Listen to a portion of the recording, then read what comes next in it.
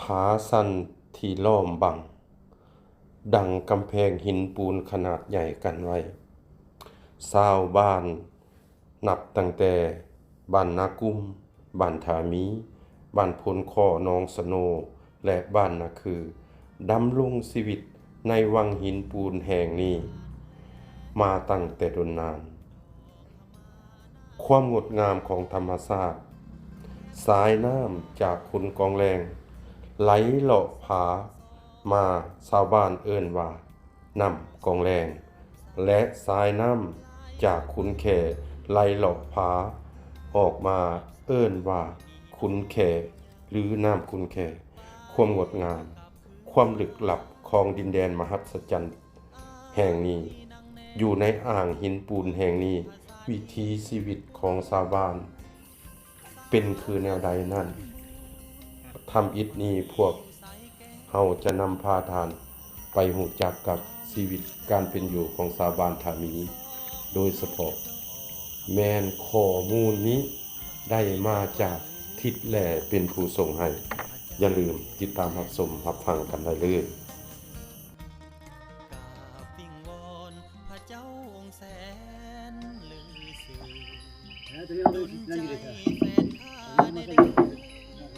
ให้แฟนลูกนี้กับตากลับมาล่องลอยคุณน้ำบ่อสีมรกตเฮาคืนมาเป็นดาวในใจของบ่าวบ้านนาบานแล้วนะดอกขมาบานแล้วบ่มีวิแววเจ้านั้นจะคืนมาได้แต่นั่งซึมพึมพำกับดอกขมาหมดหวังแล้วนะผู้สาวถ้ามีแก้งลื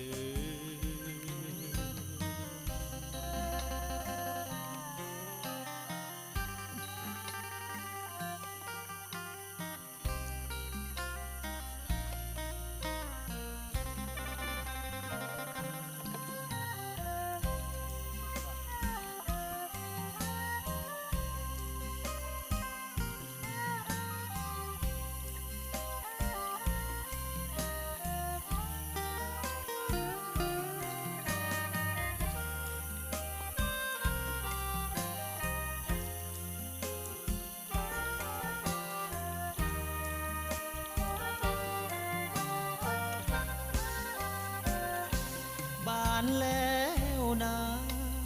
ดอกขมาบานแล้วบ่มีวิแววเจ้านั้น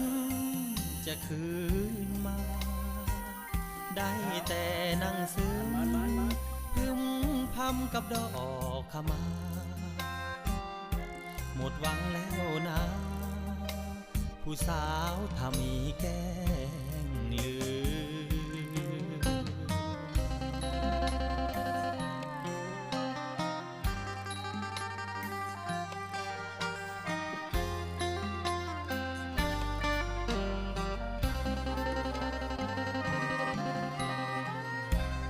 กาวาสิก้อยนี่แหละ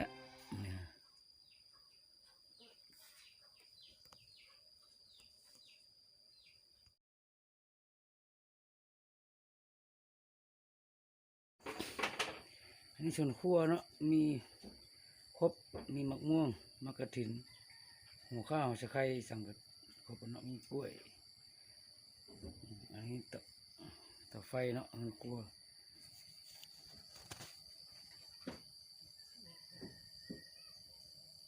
อันนี้ก็มะขามเนาะก็มะขามตรงนี้น้ำกระโตทางขึ้นกันไดนี่แหละ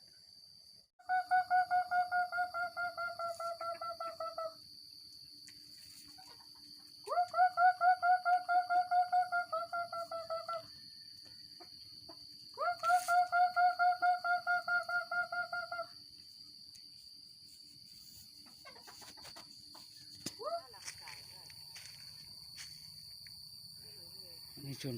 กล้วยเนาะส่วนกล้วยส่วนยาง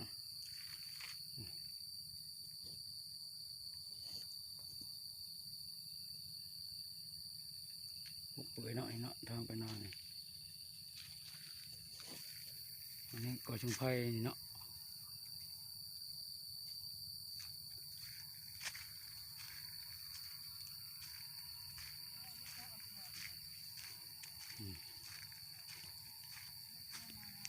อันนี้รถจักรนี่เขาบูมเลยนี่น้ำเขาบุญญาที่อู้เล็กน้อยเนาะ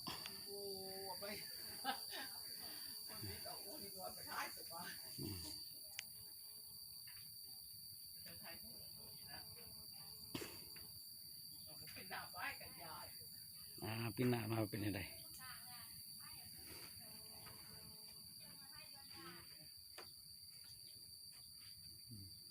ผู้น้อยนะผู้นี้เนาะผู้น้อยใหญ่แล้วน้องผู้เอื้อยว่าผู้นั้นนะ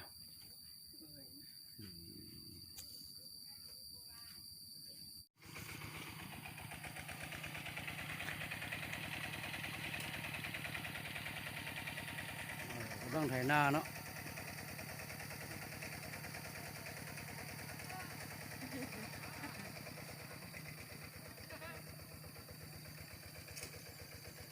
ยังจะให้ฮะ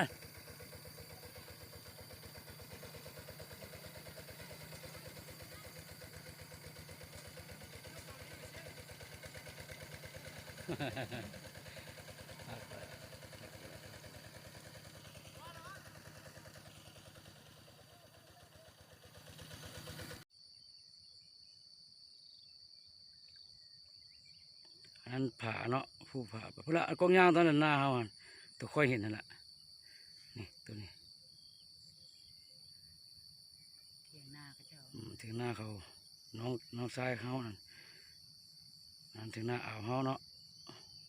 จำตีนผาได้เลย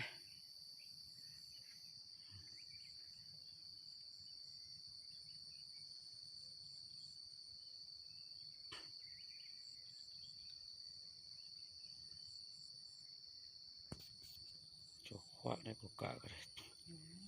เท่าหนองแสงเด้อ ขึ้นไปป่าเด้อ ฮอดแล้วเท่าหนองแสงนี่ฮอดเท่าหนองแสงแล้ว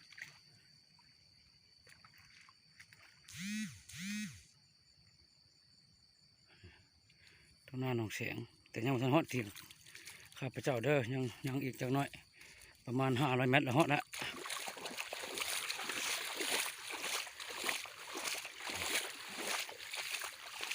อันนั้นก็เจ้าเลาะบางนาเนาะเลาะเก็บหอยบ่จังไดนี่แหละเฮาก็ยังบ่ได้ฮอดกับเจ้าเนาะกันฮอดก็สิถามเบิ่งอยู่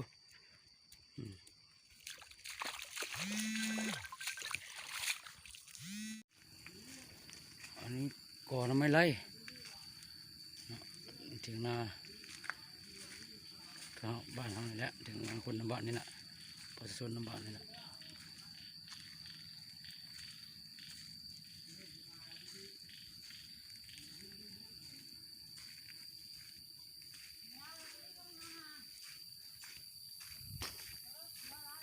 แล้วก็ม่วงเนาะก็ม่วงมันก็ม่วง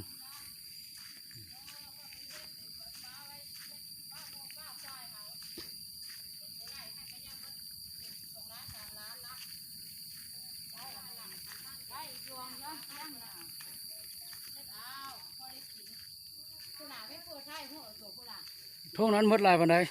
เจ้าเฮ็ดนา โอ้ทั้งไข่ทั้งดำก็2 ล้าน4 ล้าน5พุ่นล่ะ มา2 ล้านปลายเนาะ เอาแหวพุ่นฟ้าเด้อมีหน้าฟ้าไหม้พุ่นล่ะเอาจะจืดได้พวกนี้หั่นยายสิชวนผู้ได้หายายเอ้ยจะปากมาเข็มค่อยหั่น อันนี้ก็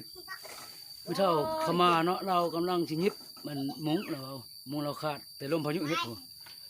เราเอามาหน้าแล้วเราน่ะสิแปลงเอา ไปออกมาพี่นะ นี่ถึงหน้าพี่น่ะ ไปออกมาพี่นะ คุณนอนให้นอนนาเลยค่ะว่าคนโดงกำลังทุกข์กำลังจนเดี๋ยวนี้ค่ะเพราะเราสิโดน ส่วนมันต้นเนาะครับต้นเขานี่แหละทางเขียนเอาให้ปลูกอย่างนะ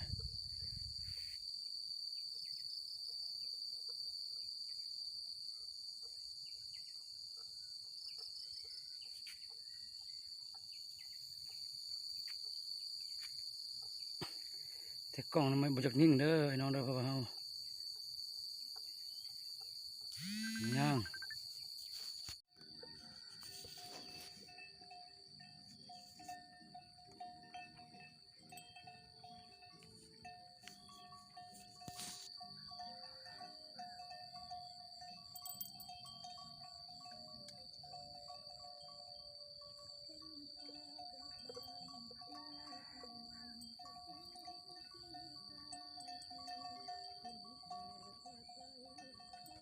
อันนี้มัน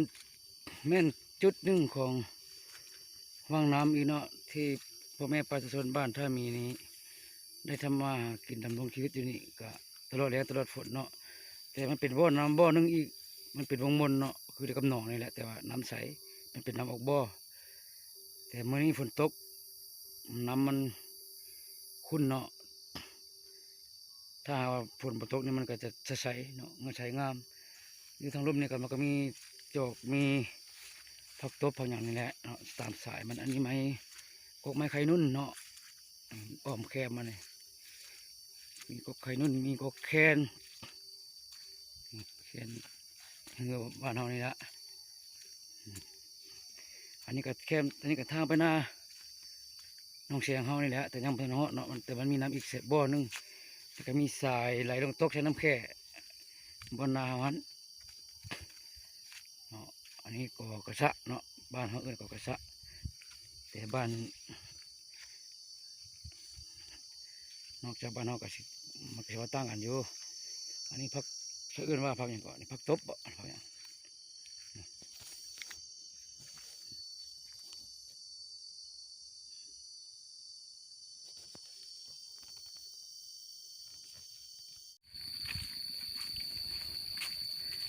ตอนนี้ฮอด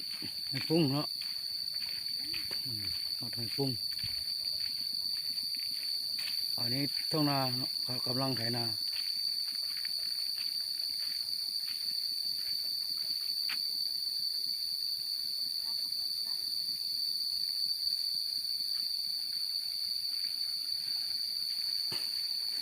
อันนี้รถจักรเขาข้ามน้ำอะไรเนาะน้ำหลายเขาคิดว่าก็สิเอารถข้ามไปนะแต่ว่ารถน้ำลายเลยไปบ่ได้พาไว้นี้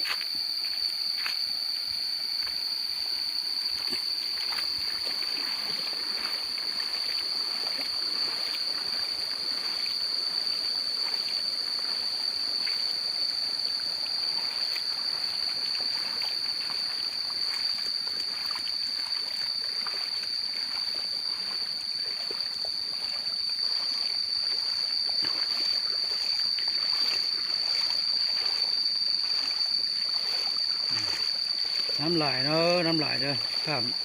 ไปยั่งไปนี่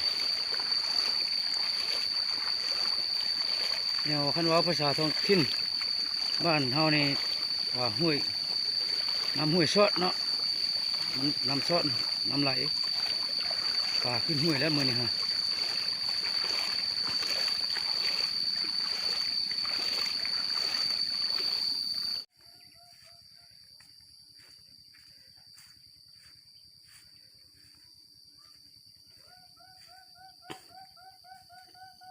กกงิ้วเนาะกกงิ้วอันนี้สวนกาเนี่ยสวนกา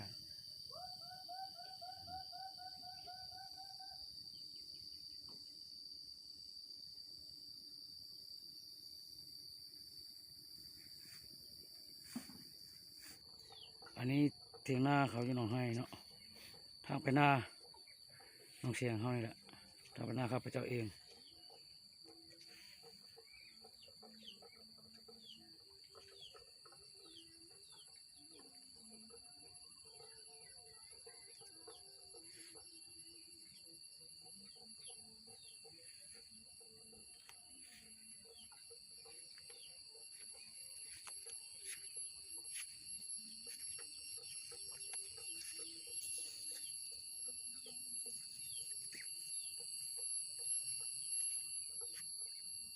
พวกควายเดี๋ยวเนาะ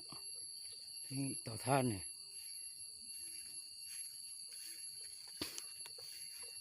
อันต้นหน้านี่ก็สวนมันต้น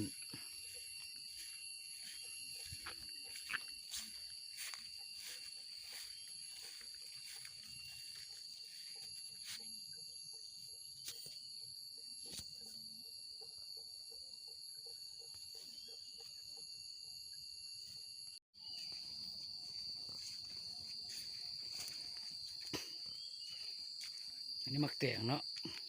สวนมักแตงนี่แหละไทยนั่นน่ะนั่งเป็นดอก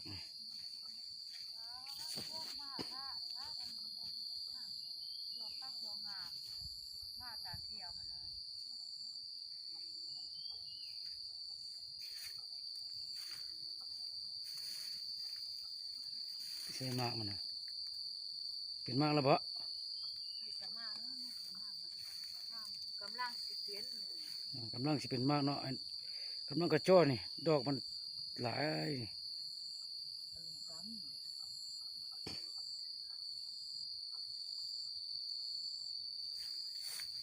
ปีห้าในบ้านนี่นะ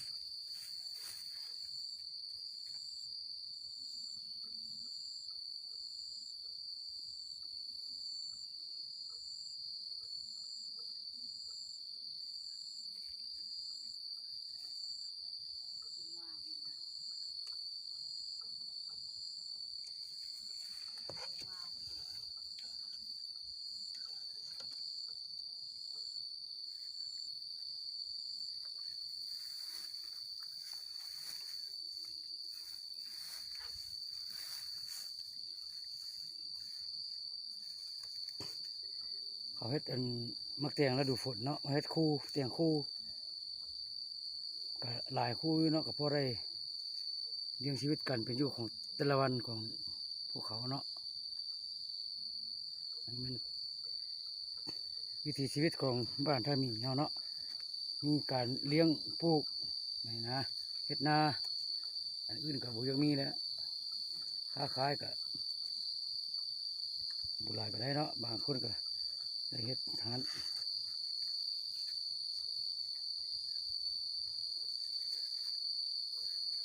อันนี้มักแตงเด้อตัวนี้นี่มักทั่วข้างมักทั่ว